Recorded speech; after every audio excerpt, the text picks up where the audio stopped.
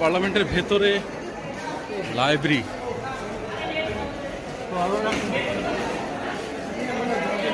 বইপত্র যে যেভাবে পাচ্ছে।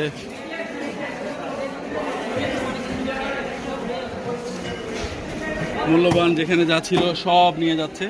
আমরা এর মধ্যে পার্লামেন্টের বই দেখতে পাচ্ছি।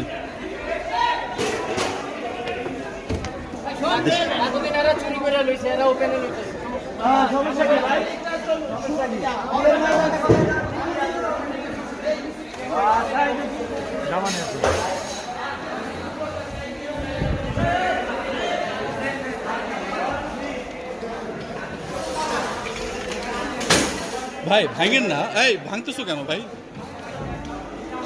ভাঙছো কেন?